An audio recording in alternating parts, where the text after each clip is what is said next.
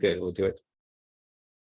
All right, so we're now recording our 9th Empower Hour, Inquiring Minds.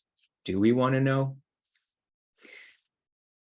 I'm happy you're joining wherever you are in any of these formats. And as usual, I'd like to start off saying hello to you all and then showing some of the slides to just get us going with some visuals.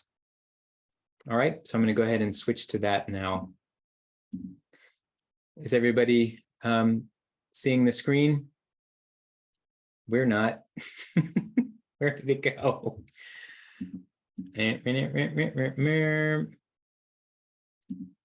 Now, are you seeing the screen? Yes. Okay, good. So here's our Empower Hour.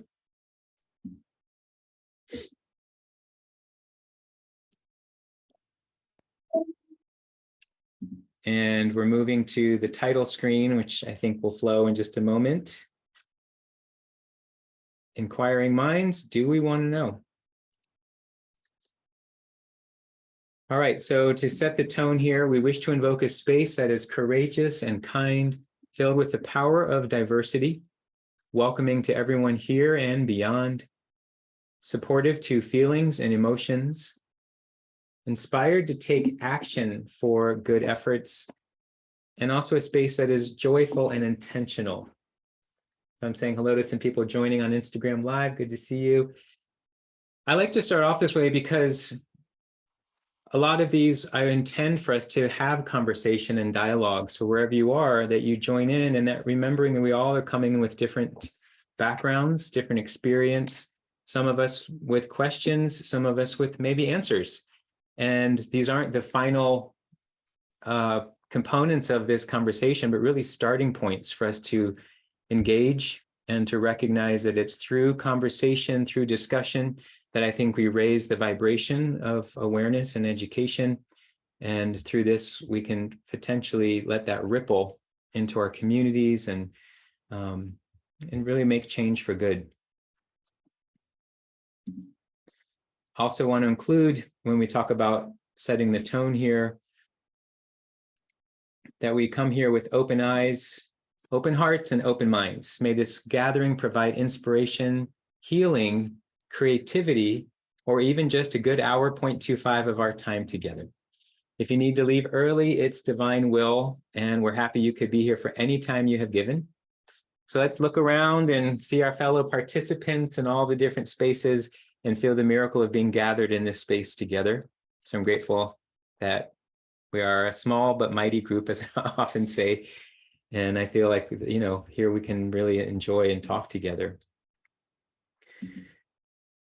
So I'm going to go ahead and pause here before I go on to the next slide. And I want to tie together what the intention of today's talk is. And then also, then I want to have Vatasha start off with helping kind of set us and settle us into this space together. September is the month it's called, considered, of many of the months that it's considered, is National Self-Care Awareness Month. And I like to think about that in terms of, when we think of self-care, do we go towards something that is only going to benefit us, that in some ways you might say has a selfish component to it? Is it possible that what we choose as self-care takes into the mind that there's also the opportunity that it can impact our community, that in fact the choices that we make based on some self-investigation of what do we truly need, that it could be one that's beneficial to all involved, and that at the very least it's not causing harm to others. And Swami Satchidananda of Integral Yoga often has said that he calls that the perfect act. The perfect act is an action in which at least one person is benefiting, and sometimes that's ourselves, and no one is being harmed. And that really takes some thought to get to that place of, well, what would that mean? If I just choose to buy this thing, is that causing harm? Well, if we realize if we connect the dots to where this has come from, maybe we realize some of these things maybe aren't the most beneficial in our world. But I think the only way to get there is if we look within, if we quiet some of the noise of our marketing world and our world of capitalism, and we really listen to true needs. What is the true care that this self needs? So that's the objective of our talk. And I'd like to go ahead and start with letting us get centered to help us locate that resource that we might be able to make a connection with. So I'd like to go ahead. Vatasha, do you feel ready? Yes, thank you. All right, I'll go ahead and mute myself and let you take over. And for those of you that are on IG Live, I'll switch to see if you can kind of see. It's more to listen, but. So we're gonna try to do kind of a self-check-in right now. So I invite you to sit in whatever position is comfortable for you. And I want you to attempt to have some part of your body connect with the floor in some sort of way. So whether you're able to have both of your feet on the floor, or maybe you're sitting on the floor, whatever feels right in your body. Try to ground yourself to something solid like the floor beneath you. And then sit up as straight as possible, sitting your head and relaxing your shoulders. Keep your gaze easy, lowering your lids, closing your eyes if you feel inclined. And exhale. Take one deep breath in, holding it for 1 second, and expressing this air slowly. Place your hands on your body in a way that resonates with you. Continue breathing. Check in with yourself to where you may have physically placed your hands.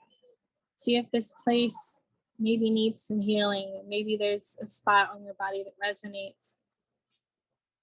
Exhale, letting go, and inhaling. Allow yourself to have a cleansing breath. We're going to continue breathing for 1 minute of silence as you take note of your body, your mind.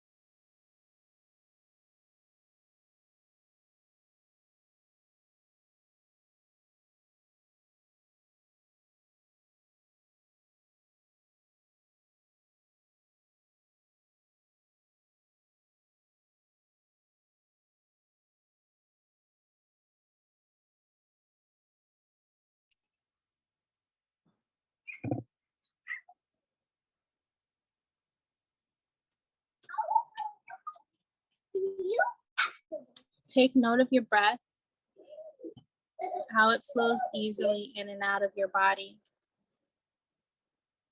Take note of your mind. If you feel inclined to stay here, join back when you're ready. But try and keep this feeling and understanding of yourself.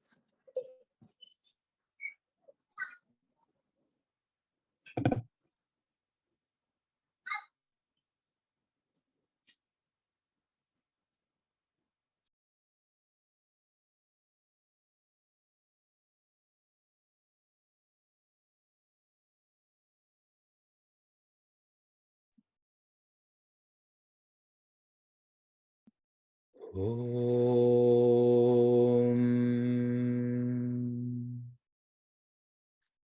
Om.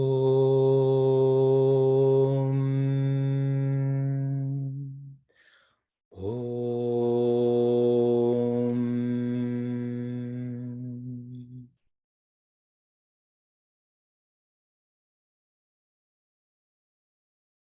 Om Shanti Shanti Shanti.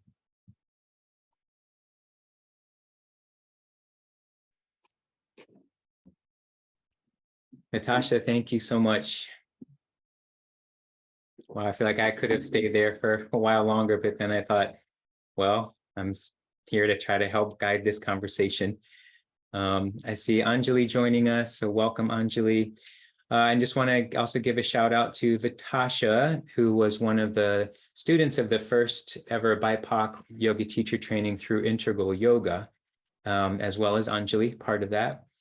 And so that was in 2021.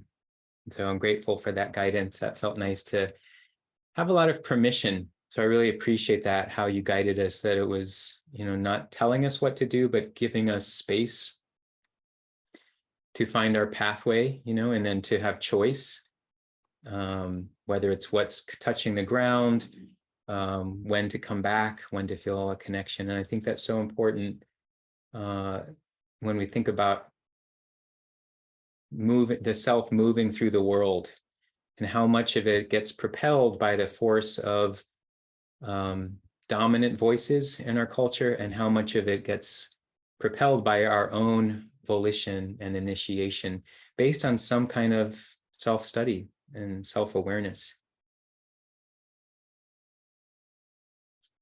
All right, what I'd like to do now is to show a couple of slides that set the tone about some definitions of self-care that are out in the world. And then I'd like to have us talk about that, what we kind of feel are some reflections on just the term self-care. Then we'll go into learning about an Indian sage who was considered one of the foremost Jnana yogis, and also an area of India where his ashram is still living and breathing today, with many people going there for connection to his teachings. And then we'll continue with some discussion about bringing this together, about personal awareness, self-care awareness, etc. So back to the slides here. Oh,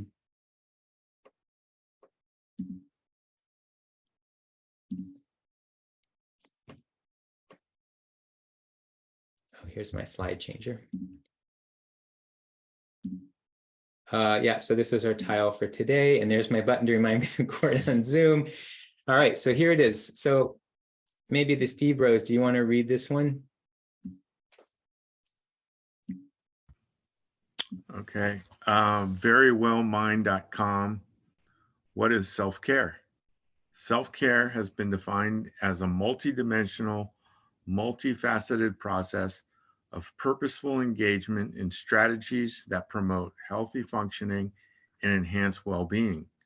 Essentially, the term describes a conscious act a person takes in order to promote their own physical, mental, and emotional health. Yeah, thank you. I like that it's this multidimensional, multifaceted process. And I even like that word process, right? So that we're recognizing this as a journey and being very purposeful about the way that we're focusing on our overall well-being. It's not just this one thing that we would buy or one thing that we would do, but that it has this, many dimensions to what it could be about. I'm not sure if anyone else there is able to read, Anjali or Vatasha or Thibaut. Anybody? Otherwise, I'll read it. Do you want to read it? Yeah, you can read. Okay, Thibaut will read. That's really funny. What is self-care? Self-care is important to maintaining a healthy relationship with yourself. It means doing things to take care of our minds, bodies, and souls by engaging in activities that promote well-being and reduce stress. Doing so enhances our ability to live fully, vibrantly, and effectively. The practice of self-care also reminds both you and others that your needs are valid and a priority. Yeah, very good. So this is a reminder that if it's a relationship with the self, but the practice of self-care also reminds both you and others that your needs are valid and a priority. So it brings in this understanding of ourself in community, rather than just isolating the self, trying to become self-sufficient, it enhances that ability to live fully, vibrantly, effectively. So I liked all of those. Then we have one more.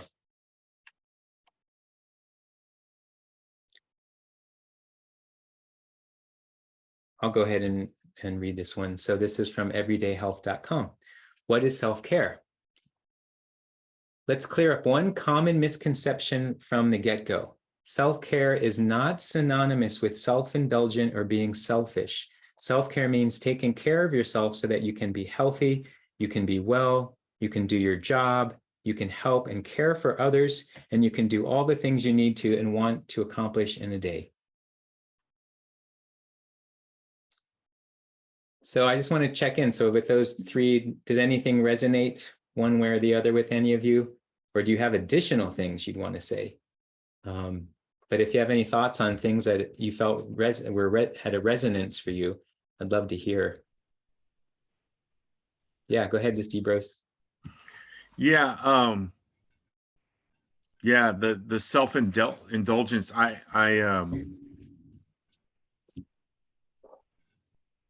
Yeah, I know somebody, and they're like, oh, I'm doing self-care, and they bought like a bunch of like toys, or like adult toys, or like dolls or things, and kind of like geeky tech stuff. And they're always buying like new watches, smart watches, things like that. Well, those And they're kind of always like, adult toys. Okay. yeah, yes, sorry. I mean, you know, it could all. Yeah, I was not going to bring that extra subject in.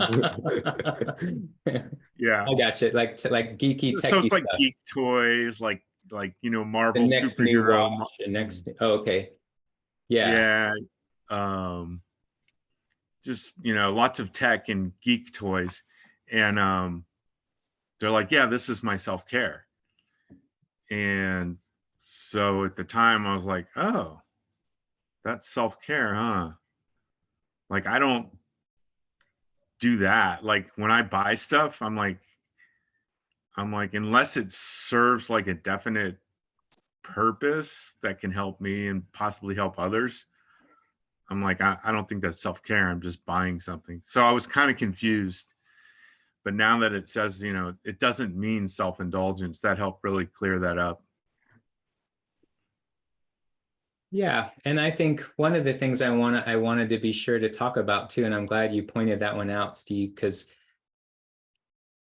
this idea that something for one person that might work in one way doesn't mean that it's for everyone. And if that's the best someone's doing at a moment, I'm like, you know what? Maybe that's better than some other things they might have chosen. But at least you know for yourself, let me reflect. Would that be self-care for me? No, that wouldn't be. But I like to think it's possible for that person. It is some kind of self-care is the best that they're able to put together at that moment, right? Because what it's maybe doing, stimulating some playfulness, allowing them to have a release from the structure of their everyday life. It's giving some fun, some creativity, and that could be where he is. But there may be somebody else who their ability to want to have a creative expression or to have fun or playfulness is, a spiritual practice. And that might be where they are. So it's always hard to say, but I like what you're saying is it caused you to reflect for yourself, would that be self-care? And you're like, not for me, but I would add to that, but let him enjoy if that seems to be, where he is. Yeah, I was kind of like, oh, he is thinking of self-care. Oh, like I need to think of self-care more often, I feel, for myself. So that's why I was like, oh, wait a minute. So yeah, I was like, well, he's doing self-care. Okay. What am I doing? Yeah, mine's different. Mine's more like spiritualism, and I don't do art much, but like in my own kind of way, I draw charts for things that I'm studying. So that's kind of my art. But yeah, It is, so for yeah. me, like kind of art and writing and spiritual practice feels more like self-care to me. Yeah. Anybody else have any thoughts on what self-care has been for you? And I'd like us to talk about it, and then maybe we reflect on it and see if that is, if we're at our highest place with that, or if there's other things. Go ahead, Vatasha. So for me, I've been through several levels of self-care in a search of defining that word for myself. So in the beginning, it was just, hey, I'm caring for other people. How do I change that care from other people to a care for myself? And in that, it became something very self-involved, very selfish. So then that turned into maybe, if I'm feeling sad, is this the part where I'm self-soothing? Am I caring for myself by eating lots of cookies and eating lots of ice cream? Like, is this a way that I'm taking care of myself? And instead, I kept having to redefine and basically uncover from the outside inward to find out what me caring for myself actually felt like, what it actually sounded like. And now, these days, self-care for me is to just sit and do nothing. And it is wonderful. In silence. I don't need music. I don't need noise. I don't need to run. I don't need to walk. I just need to sit and let it be quiet. And then I feel like I'm having that time for me. Mommy, my ball fell off. And I can imagine that being a parent, there you are, that when you can just get to sit and have that quiet, how valuable that is. And I'd also say that ends up being probably some role modeling for your kids to see that, oh, it doesn't have to be that you have to go do all these other things, but actually you can actually enjoy having that quiet time and that silent time.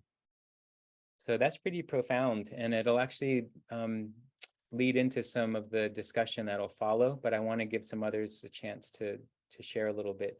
So if you're just coming in, what we're talking about is what has been self-care for you? What do you feel like has been a good resource for you when you think about self-care? And then we're going to spend a little time to reflect on those today. You have a new guinea pig. Yeah, that's right. And I take care of him. So. Yeah, we have Thibaut here who just got a new guinea pig, and It's like a baby. So yeah, the same. Yeah, and what does that do for you? What do you feel like it provides you when you're with your guinea pig? It relaxes me a lot because I mean, just a guinea pig is very, very quiet animal, so it does not move a lot. So when I have him, I just cuddle him and I do nothing, and it's super relaxing. So that's and just looking, just looking what he's doing is also very relaxing because it's just a way to find a point to focus our attention on something. So this is I think this is similar to being sit and doing nothing and relaxing, just to as if our mind is like a laser and we just focus on something very specific and we just let it go and look at it. So it's what I feel when I look my guinea pig. I love that. Yeah, I think it's wonderful when we have these little beings or creatures that can shift our focus towards just caring for it in a way that we would want the best. We don't want it to have any harm.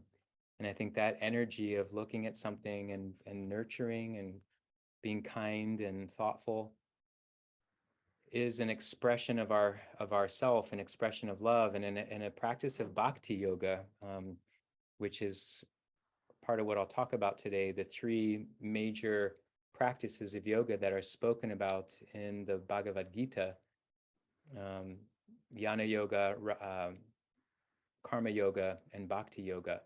And that I was looking at this video that talked about Bhakti Yoga, this devotional, loving, caring type of practice, in some ways is like the highest of them all. So I thought that was kind of sweet. So again, that'll be something that I'll carry over as well into the conversation as we go from here.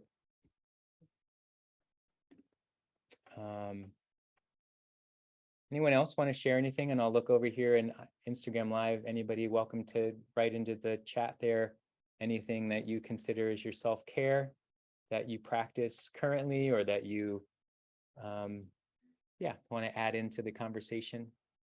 Hi, Hi, Anjali. how are you? I'm good. How are you? I'm good. Awesome. Awesome. So for me, self-care is basically, like Vatasha said, sitting still, meditation, and lots of meditation. Reading sometimes, even sometimes just when I feel like I'm in a funky mood, maybe putting on some tunes and having a dance party with my kids. Oh, fun. That's always fun. That always kind of shifts energy a little bit. And of course, getting into an asana flow of any sort also moves the energy through and can be a way of self-care. I also used to take a lot of baths to kind of like use the water as a way to kind of wash everything, but now they've become showers, short showers.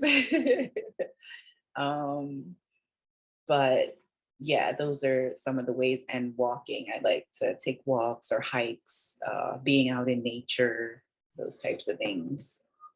And journaling after, because sometimes things tend to come to you, whether in your meditation practice or in your flow or when you're out in nature, and journaling them out usually is really helpful.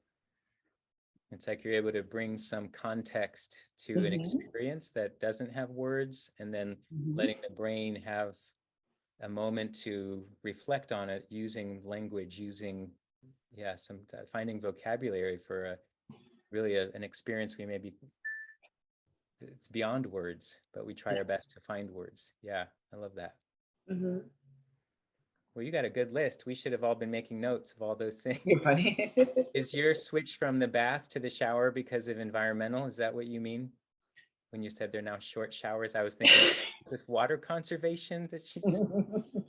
Well, that too, but if anything, I think it more so has to do with the shortness because of my children. Oh. And just not maybe having as much time as I would like to anymore. I see what you mean. Yeah. Anjali's a new mom, so she's got a extra part to juggle with everything else going on. But all right, cool. All right, anybody else? And again, I'll look over here at our Instagram folks. Who's that? Oh, Eliza, yay. Hi. Hi. Hi. Glad So you're yeah, I'm sorry I was late. So I don't know if some people already said this, so apologies if they already did. But aside from what everyone else said, I think a good self-care is to kind of like distance yourself from people who do not add to your life. People who like upset you unintentionally or intentionally. I don't want to use the word toxic, but just like, just people who don't add to your life anymore, who don't spark joy, and not necessarily like anybody's done anything wrong per se, but sometimes you grow apart, or personality you realize clashes more than it used to because you've grown in different directions. There oftentimes relationships when there have been many years, you just grow to be someone completely different. Or maybe you've grown and you didn't, or the other way around, whatever it is, it's not the same path. And when that friction doesn't add to your life, I feel like maybe it's a selfish way of thinking, but at the same time, it's self-care to not be surround yourself with people who doesn't uplift you or encourage you or help you grow. I think that's a part of a self-care in a different way, more of a mental thing and more of like your space. For me, part of my self-care is that mentally it bothers me when things are really messy or out of place. And so when I am organizing and like cleaning, that's like a self-care on my own, kind of therapeutic, because afterwards I'm all like, it feels rewarding. Things look good. It doesn't bother me anymore. It's kind of a different kind of, no, I mean, what everyone else says, I do too. Like the bath, when, you know, when you get the chance, or like to sit with yourself and to recognize what your body's telling you, that's like, you know, that's really useful. But I also think outside of it, the mental one is a good self-care too. Thanks. Absolutely. Thank you, Eliza. I love that. It made me think of, is it Marie Kondo that does the Marie Kondo. Marie Kondo? You're doing Yeah, like spark joy. That's Yeah. right. That made me think of that too. Exactly, Marie Kondo. Not just, Marie yeah, Kondo not for just relationships. That's exactly right. all of it, all of Does it. this person We're gonna sparkle? we're gonna Marie Kondo everything in our lives, but no, I wanted to totally piggyback off of that, Eliza, because that was so good. Like cleaning, that's another big one for me too. Like I love to just throw everything out. That's therapeutic. It's like, you know what? I don't need any of this crap. Yeah, it doesn't spark joy. Sometimes too much of it, it adds, like she was saying, it you don't think about it, but subconsciously, I think it adds to Yeah. like frustration. You know, at least for my personality, I just like things to be in its place. Absolutely. So that's part of it too. I think, you know, the mental stuff is Totally the agree. self-care. Yeah. Awesome. All right, we've got some good stuff. I think this is really all sounds really helpful, and I appreciate you all just putting words to what are some of the practices that you've come up with, and that likely at this point in our lives, we've done some kind of reflection to see what feels healthy for us, what feels like it's sustainable, what recharges us. Yeah, helps us feel a sense of fullness and wholeness of our capabilities as a human being, rather than what tends to happen is we get depleted. We get our resources pulled on, whether it's from relationships or things we're doing, or just even ways we're behaving in the world. So I think it's very good. It sounds like all of us have, you know, taken that moment, certainly as, of course, with what I do, having a yoga practice is one of the most rewarding self-care practices that I know of, and why I want to offer that, because it's not just dealing with the body. It's not just dealing with my digestive health. It's not just dealing with my respiratory health or any other single component. It tends to bring in the overall picture of our well-being, as well as wellness within a community. You know, we think about Sangha, we think about even karma, you know, what we're putting out in the world, what's rippling outwards, that is eventually is going to come back, you know, one way or another. And when we can be reflective in all of this, I think we have a better chance at having the kind of life that we want to have, and having less of that life that we're wrestling with on a regular basis, where we feel like, you know, why is this always happening to me? Why do these people always do this to me? And we end up getting in that kind of conversation with ourselves. The key point here is in what I like about the Self-Care Awareness Month is awareness. And where does that awareness come from? Are we looking on the outside for those resources based on what's being marketed to us? You know, is it something we have to buy? Is it, you know, something out there that we have to bring inside of us to change ourselves? Or is it something that awakens within us that we realize is, oh, this is what I need to go do? Not taking away from this whole idea that sometimes we do need to make certain choices. We do want to buy this extra pillow or a blanket that helps us take care of ourselves when we're needing it, or buying the right kind of shoes that maybe it does cost a little bit more than another pair of shoes, but we know that in the long run, they're going to last longer.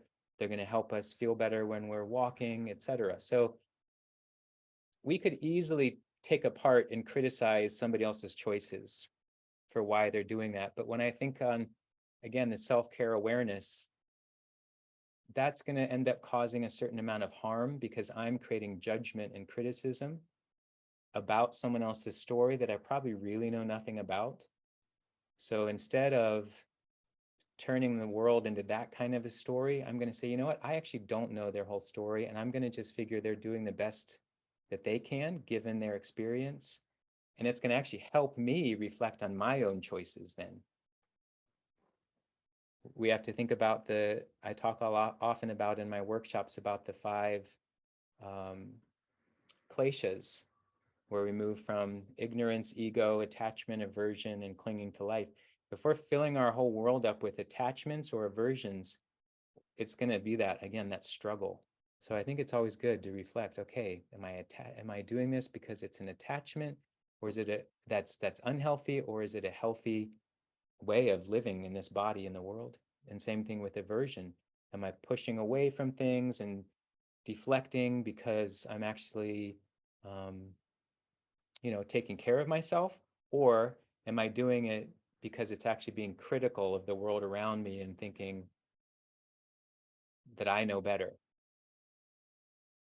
And it's very complicated, and that's why I find if we rely on external things, or we don't do something that reduces our stress, reduces even some of the traumatic experiences in our life, we're going to continue to respond from a habitual knee-jerk place rather than from a self-studied, self-inquired place.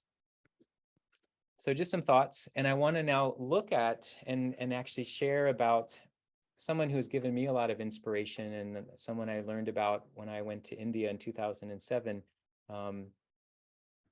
who's recognized often as kind of one of the, I don't know, icons or hallmark figures of Jnana Yoga. So I'll go back to my screen sharing here as we look at this person. So his name is Sri Ramana Maharshi, and as a boy of 16 in 1896, he challenged death by a penetrating inquiry into the source of his being. Later hailed as Bhagavan Sri Ramana Maharshi, he revealed the direct path of practice of self-inquiry and awakened mankind to the immense spiritual power of the holy Arunchala Hill, the spiritual heart of the world. And so this is I guess it's a hill. It's a large hill. Almost seems like a mountain, but I guess it's a hill. That's in Tiruvannamalai. And a lot of people to this day walk around that hill as kind of a meditative practice. I have a video that I want to share just to learn a little bit about him. And I think it's roughly 8 minutes. So if you need to use the bathroom or you want to get up and stretch, for people on Instagram Live, I'll turn the screen so you can see it. But get comfy, and it's a documentary that is about Ramana Maharshi, and I just enjoyed letting you guys hear and learn a little bit about him.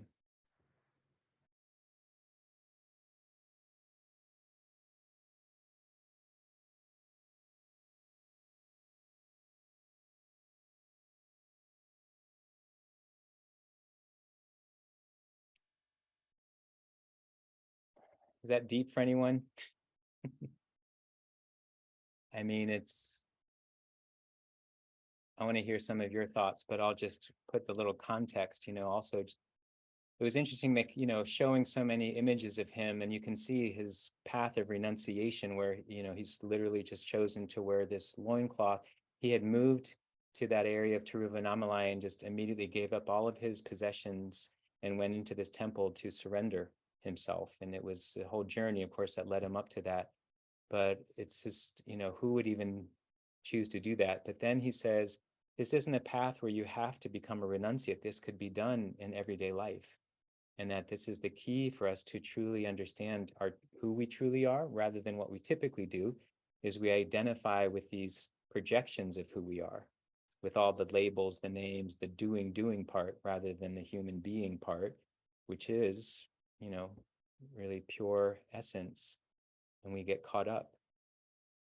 The only thing I can say quickly that might be a good reference is when you think of yourself maybe in a past job or a past life situation, and it maybe wasn't working so well. And then you imagine yourself now out of that. Which one is the real you?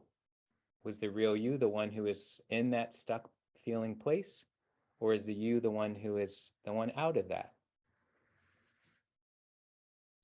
And then who's the one that can even observe and recognize there's a difference? so this is what's talked about, where we sort of let go of the identification of the I, and we almost can observe as the witness self. And that's how often it's talked about, as the witness self. When we practice, we build a muscle of being able to witness rather than feel like we're just stuck in the drama and the play. All right, any thoughts anybody's having on any of that you wanted to share? Any reflections?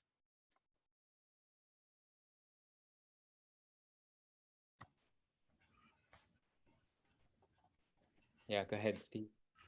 Yeah,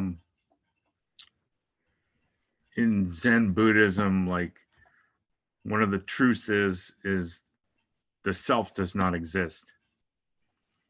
So yeah, I'm always kind of doing inquiry as to, oh well, how can, you know, how can I make that happen? And yeah, and like one of the ways that the self does not exist is in selfless service. So Yeah. but yeah, that's in Zen Buddhism, that's always blown my mind. The self does not exist. And when you realize that, you'll have liberation. So but in the everyday world, it's like, what does that mean? So Is it differentiated in Buddhism, where there's like, sometimes we'll talk about the small self with the small s and the higher self, the big S? Is there anything of that similar distinction? yeah, it's well, so Shunryu Suzuki Roshi, who founded the San Francisco Zen Center, says that there's the big boss and the little boss. So he says when you're being the big boss, that's when you're on the path. That you're responsible. It's not you are responsible, but you are the viewer. You are the consciousness. And when you, it's very similar to this Sri Ramanana. Sri, Ramana Maharshi. yeah, Sri Ramana Maharshi. So it's pretty similar. It's like what they're trying to do is get you to realize that you are consciousness. That your divine consciousness just doing the viewing. You're not actually the thing that you think you are. But as far as like that big self and little self, or self one and self two, there was a book that I was reading. God, I forgot what it's called. But it was on tennis, and he said there was a self one and a self two. And the self one is like the conscious mind, and the self two is like the subconscious mind. And then he was saying the subconscious mind actually is more powerful, but the conscious mind doesn't know that. So it's constantly trying to tell the subconscious mind what to do. And the subconscious mind is much more capable. But the problem is the conscious mind won't turn it over to the subconscious mind. And the subconscious mind isn't very, it's not as demanding, or like, it's very mellow. So it just lets the conscious mind do what it wants. It's like, oh, you tell me I can't do this, I can't do that, I can't do that. That's okay, you're saying that, and I'll just be quiet. But then somehow when you tap into the subconscious, it's like the supercomputer that can allow you to be really great. So I don't know, you might have heard me talking about that. But yeah, in Buddhism, it's just realizing that the self does not exist, that you're ultimate divine consciousness. And so it asks the question in Buddhism, who is the viewer? Who is doing the viewing? What is doing the viewing? Are you viewing or is something else viewing? So, yeah. Yeah, very good. Thank you. Yeah, and that's what I feel like is, as we can probably all imagine right now, that it's so complicated, because what happens with this kind of practice is we're using a part of the mind to understand the mind. So we're using some aspect of our current faculty to understand a deeper connection. Anjali said, quite a notion. You are not actually the thing that you think you are. The conscious mind is very powerful, like the boss. That's why the subconscious mind needs to be accessed in other ways. Yeah, I mean, if we sort of like mind one and mind two, however you want to call them, there tends to be one that is more engaged by our senses in this material world. And because we are in some ways, we reference ourselves just by what we see, touch, taste, smell, utilize with our usual five senses. If we give into that so much, that's only the lower energies of ourself, more like the animal instinct part of us that we're functioning with. But what yoga and other spiritual practices and even the creative arts can help us lift up, or being out in nature, it helps us elevate our self to that higher self, or that other way of thinking. So it's not just survival thinking. But sometimes, based on whatever's happening in our life, we are in survival. And so we're not, this is in a way a luxury, to be able to go into that space of inquiring about that. Yet I also want to say, we all have access to this kind of a practice because we're using the mind, but we need some kind of guidance so we don't just loop and get stuck, because our ego will quickly jump in, and it, like you were saying, Steve, it's almost like the louder voice. But I'm here, but I am this, but I do have this name, but I do have this amount of money, and I do have this kind of life, and wait a minute, I'm in charge. And it says so because all the things I read in the world, amplify that and give signal to that being the truth. So to have to find some other access is really subtle and difficult. Go ahead, Vatasha. I love this consideration. It's like there's a life within me and a life outside of the body. And like, I can choose how to navigate with the world, when and where. Like, the conscious me has to define something. It's like the way that people like to describe God. It's like, why do you keep trying to describe something that is above your understanding? And I think it's in the same way. Why are we trying to describe something by using words that we made, using boxes that we make? We're consciously making these boxes. We're consciously saying this is a pen, when this isn't a pen. We only call it a pen, and that's just it. The things, they don't fit together. So then you have to kind of rise above all of it to kind of see that you're essentially watching yourself do your thing. Not that you're not experiencing the life that is happening, but that it's a place that you can come in and out of as you choose.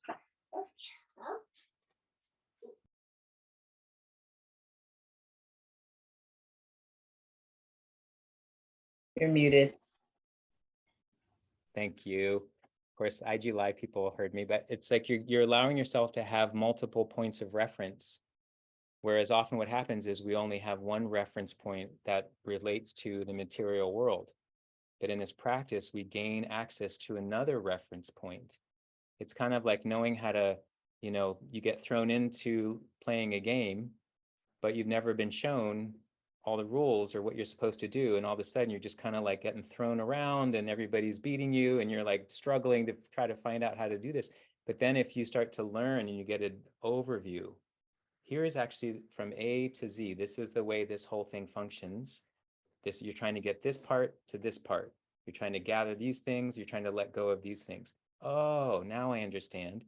then you start to engage with it, you have a different reference point versus just thrown into the mix and having no, awareness. And that's often what these teachings are. It's like, without expanding a reference point, we're going to be reliant on the survival version.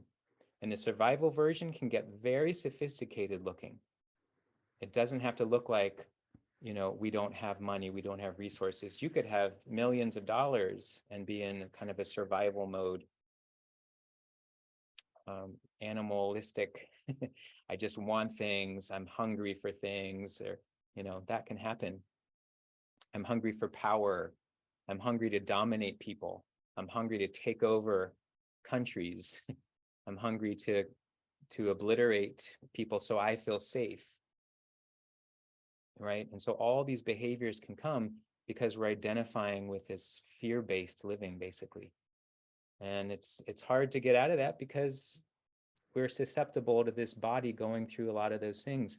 When I hear of, I think Ramana Maharshi, if I'm not mistaken, he eventually also developed cancer on one of his arms, and he didn't want to treat it.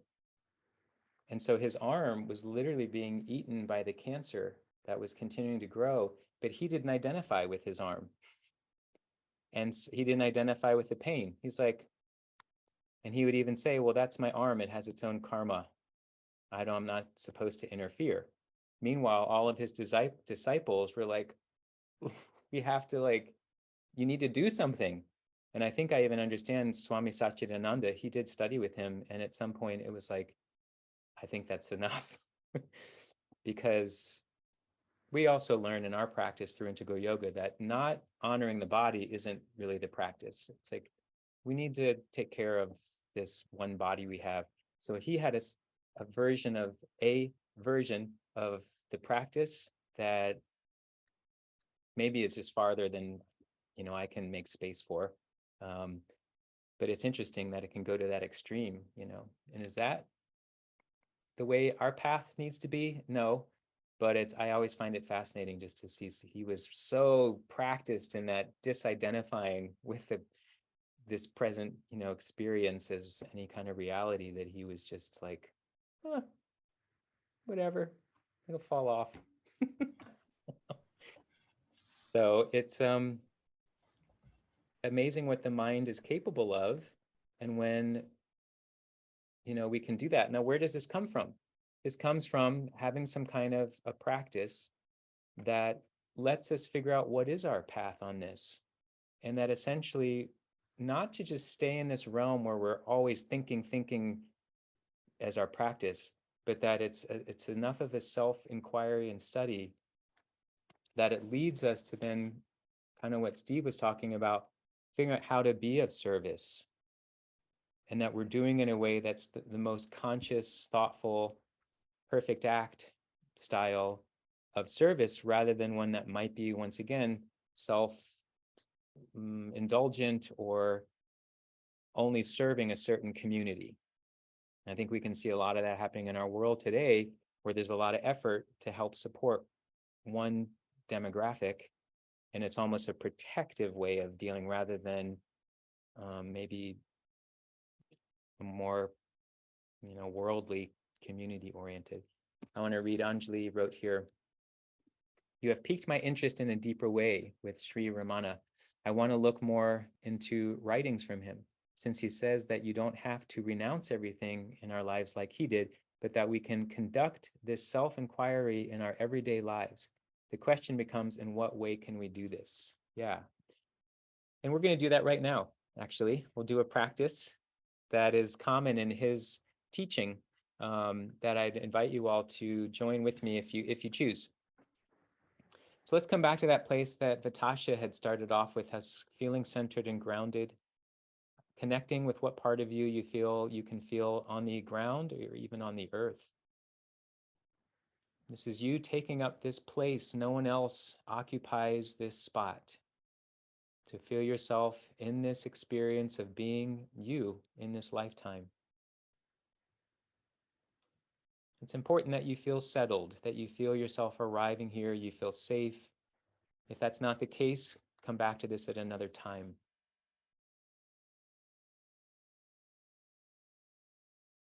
Notice the breathing.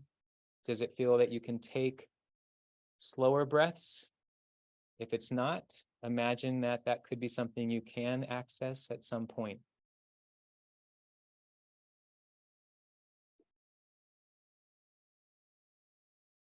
Send signals to the face muscles and see if they can relax, as though you're letting go of all expression. Feel the shoulders relax, settling into that just right spot. All of this to help support the natural curves of the spine in the upward, uplifted body.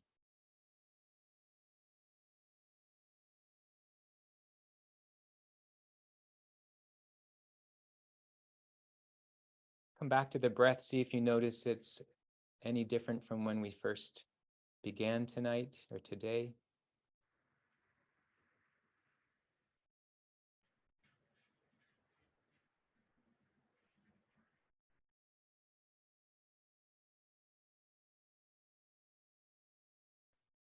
At any point in this, if you're not feeling comfortable, if you feel you need to open the eyes, you need to bring your hands onto any part of the body that if you feel supports you, feeling more present, feel free to do that.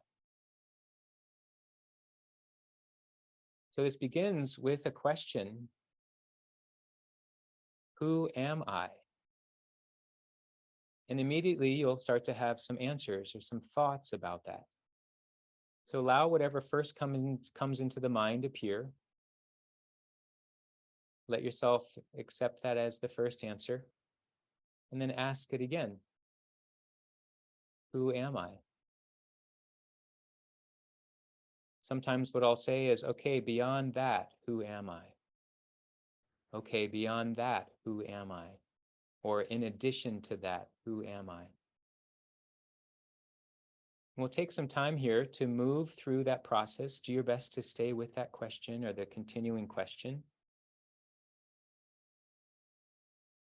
until you come to a place where there is no further answer, or you find nothing further comes to you. And then stay with that and breathe. Come back to the breath, to the body.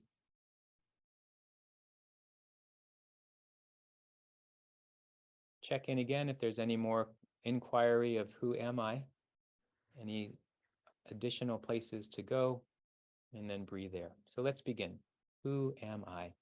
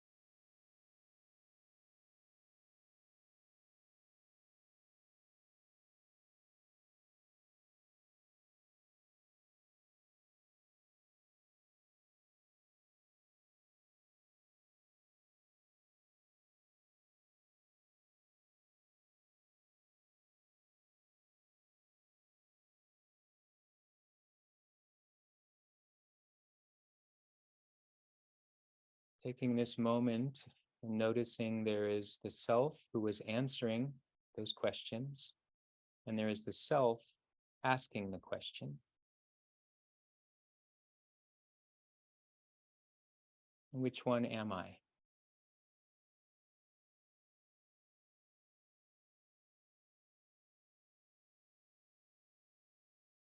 Who is the one asking the questions?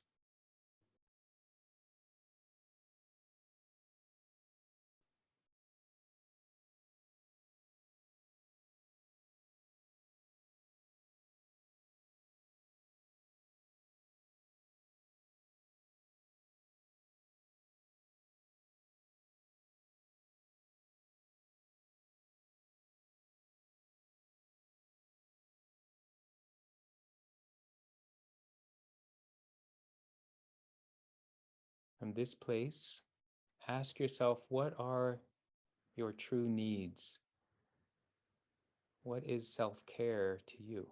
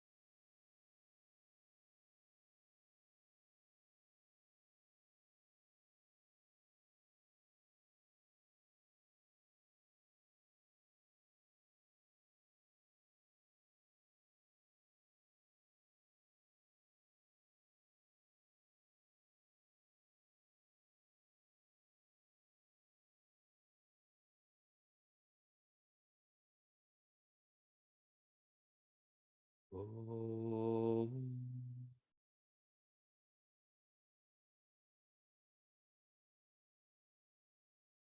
Take a deep inhale through the nose and a deep exhale. Start to open the eyes if they're closed.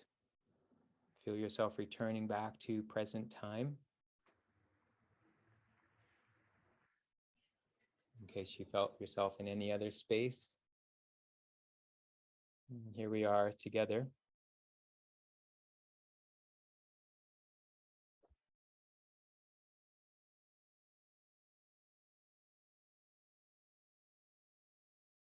All right, well, as it would be, we're at the last minute.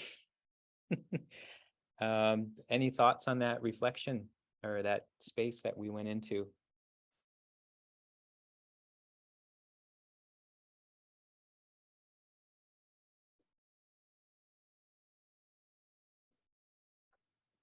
Do you feel like it offered you some maybe additional tool to be able to reflect? Yes. I said it was a beautiful space. I didn't want it to end. So when you said, do you find it to be a good tool? I was just about to say, I'm going to take that because I didn't want it to end. I'm going to borrow what you just gave us there and maybe take that into a meditation and see if I can expand more on that. It was very good. Thank you. Absolutely. Good. I'm glad to hear. And I think that's exactly the starting point of that, is it is a practice. And we try it, we do it this week, we do it next week, next month, next year, and it'll be, interesting to see where do we land when we reflect on that. Well, thank you all for taking time to inquire a little bit and to also, learn a little bit about another branch of yoga, Jnana Yoga, that is pretty deep in where we take it, but also it's intended to be a pathway to continue to unfold, not to just get locked into thinking head.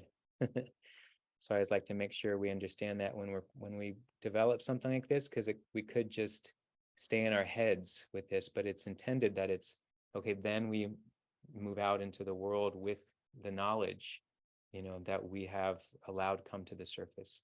Does that make sense? All right. Well, thank you all for joining. Thanks so much on Instagram Live. Thank you, Vatasha, for starting us off with a lovely grounding and centering. Thanks for all of your input. It's been a nice core group here to come back to these Empower Hours. And I look forward to seeing you next month for a topic yet to be determined, but of course I'm thinking about Halloween and sort of the hidden self. I don't know, we'll think about that. So until then, be well. Om Shanti. Shadow Shanti. self or shadow work. Thank you. Thank you all. Thanks, Eliza. Thanks, Anjali. Thanks, Vatasha. Thanks, the Stevebros. Thanks, Tebow. Thanks, people on Instagram Live. We'll see you next time. Bye.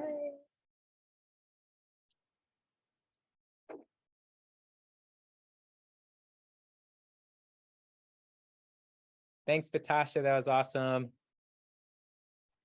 Bye. Bye.